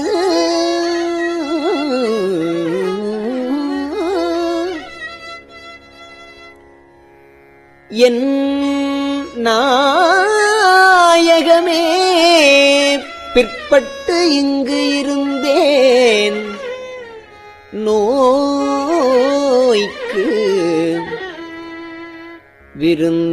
விருந்தாயே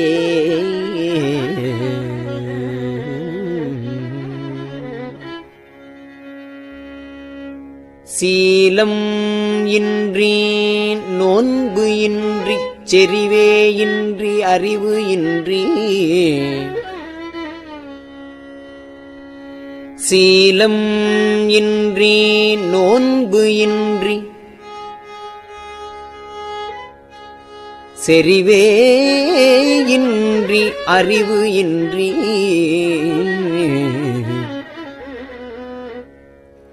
தோலின் பாவை கூத்தாட்டாய் சுழன்று விழுந்து கிடப்பேனை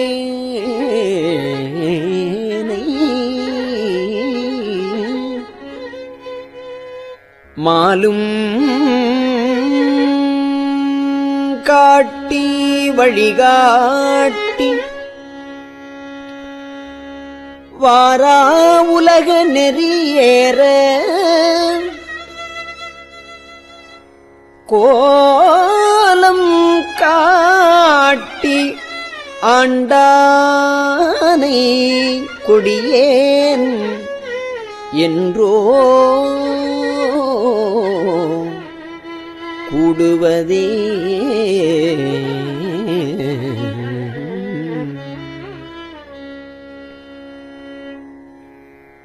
கெடுவேன் கெடுமா கெடுகின்றேன் கெடிலாதாய் பழிகொண்டாய் படுவேன் படுவது எல்லாம் நான் பட்டார் பின்னை பயன் என்னே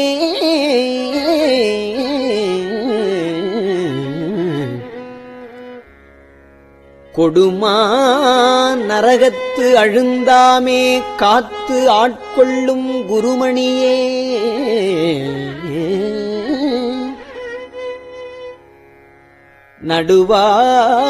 நடுவாய் நில்லாது ஒழிந்த கால் நன்றோ எங்கள் நாயகமே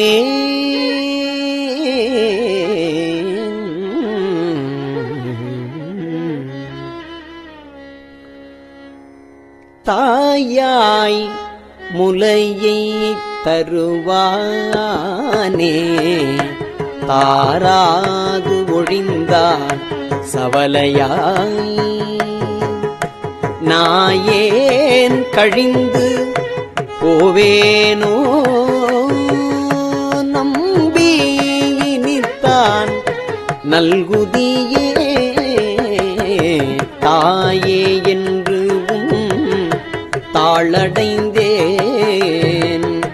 தயா நீ என்பால் இல்லையே தாயே என்று தாளடைந்தேன் தயா நீ என்பால் இல்லையே நாயேன் அடிமை உடனாக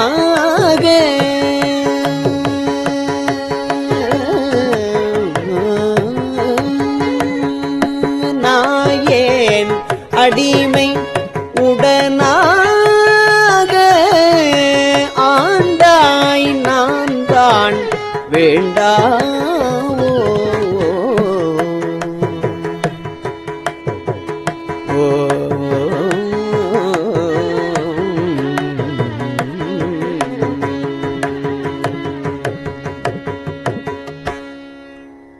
கோவே அருள வேண்டாவோ கொடியேன் கெடவே அமையுமே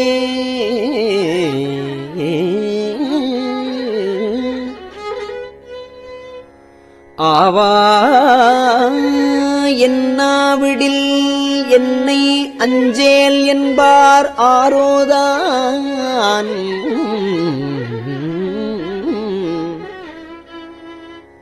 சாவாரெல்லாம் என்னளவோ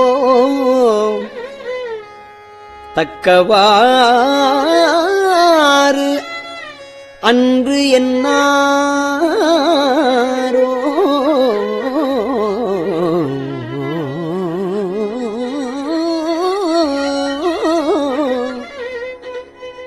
தேவே தில்லை நடமாடி திகைத்தேன் இனித்தான் தேற்றாயே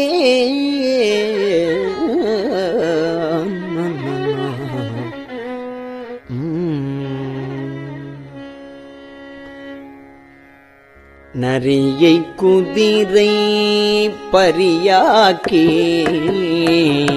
நரியை குதிரை பரியாக்கி நரியை குதிரை பரியாக்கி ஞானம் எல்லாம் நிகழ்வித்து பெரிய தென்னன் மதுரையெல்லாம் பிச்சதேற்றும் பெருந்துரையான் அரிய பொருளே அரிய பொருளே அவிநாசியப்பா பாண்டி வெள்ளமே பெரிய அரிய பரஞ்சோதி செய்வது ஒன்றும் அறியேனே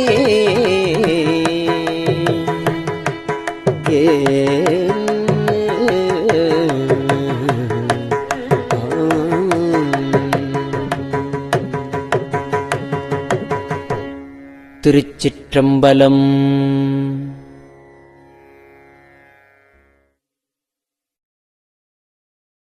பெரியவா சரணம். இந்நிகழ்ச்சியின் அடுத்த பகுதி நாளை மாலை இதே நேரத்தில் ஒளிபரப்பாகும். பெரியவா சரணம். பெரியவா சரணம்.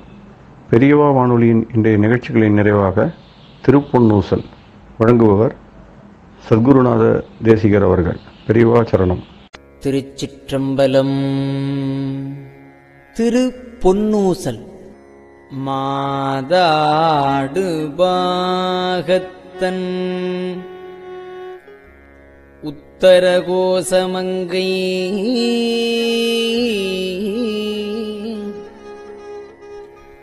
தாதாடு குன்றை சடையான் அடியாருள்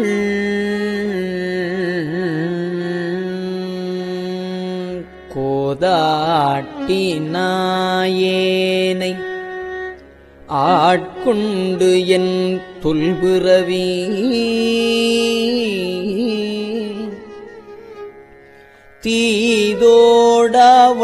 தீதோடவண்ணம் திகழ பிறப்பறுப்பான்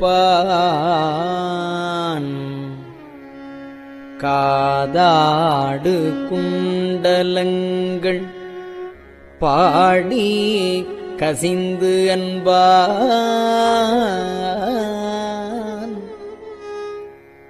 போதாடு பூன்முலையே போதாடு பூன்முலையே பொன்னூசல் ஆடாமோ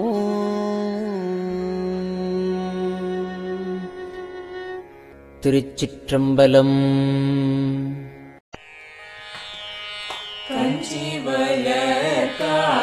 காமாட்சி தன் குழந்தாய் சங்கரரே கஞ்சிவல காமாட்சி தன் குழந்தாய் சங்கரரே குரு சந்திரசேகரரே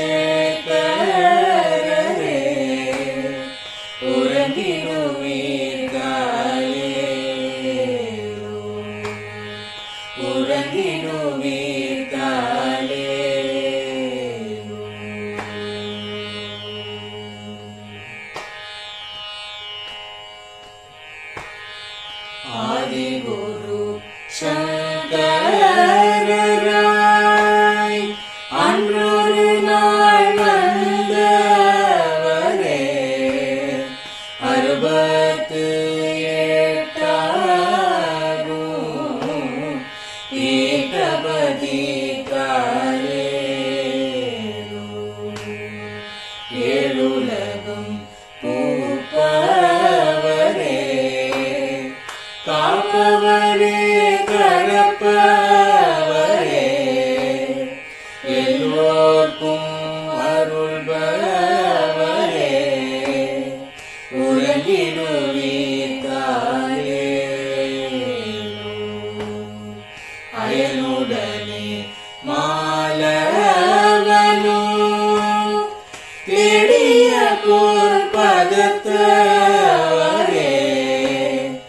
அருமறைகள் சாற்றும் முயல் மலர்பதமே காலே முக்தி நிலை எய்திடவே சக்தி தரும் சத்குருவே முக்தி நிலை எய்திடவே சக்தி தரும் சத்குருவே நித்தமெங்கள் நாவீசையில் நித்திரை கொள்தாயே நித்தமெங்கள் நாவீசையில் நித்திரை கொள்தாயே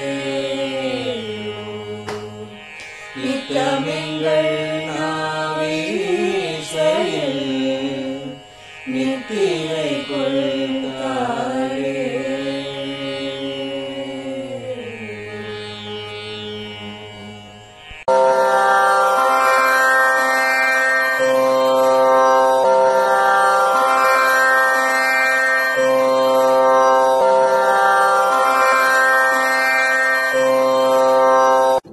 பெரியவாசரணம். பெரியவா வானொலியின் மாலை நிகழ்ச்சிகள் இத்துடன் நிறைவடைகின்றன. எமது அடுத்த ஒளிபரப்பு நாளை காலை இந்திய நேரப்படி 6 மணிக்கு துவங்கும். பெரிவாச்சரணம்.